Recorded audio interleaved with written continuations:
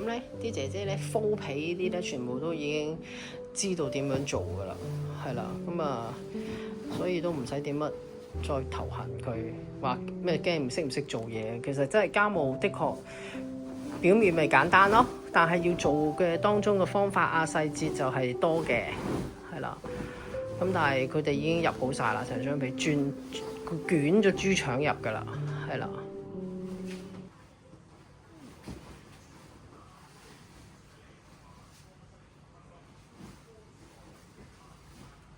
因為喺我哋佢嚟之前呢，我哋做咗好多情緒輔導啦，係啦，咁同埋一啲實習性嘅一啲真係可以教到佢做嘅 practice 嘅嘢呢，其實即係已經係俾咗一個足夠嘅prepare 佢哋嘅啦。佢哋到嚟到嘅時候呢，只係叫做真真正正咧去實習翻件事，同埋可能用翻一啲佢哋本身冇接觸過嘅用具啊，係啦，同埋我哋會能夠親自話到俾佢聽嗰個 standard 個標準係乜嘢咯，係啦。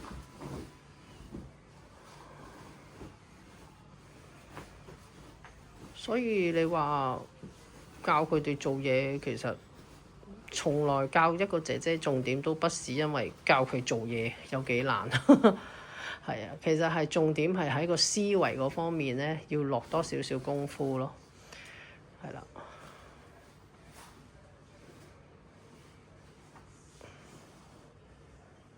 呢個姐姐呢，我幾睇好佢㗎，係啊。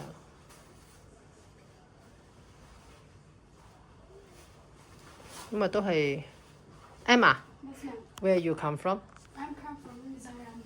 India? Yes, Mizoram. We are the northeast of India, and we are not the south of India. The South India are we not really look like same. Even the life culture, right? Yes.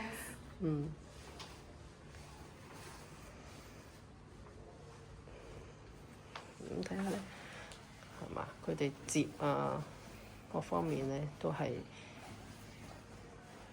唔會亂嚟嘅，唔使 no，係 that's all。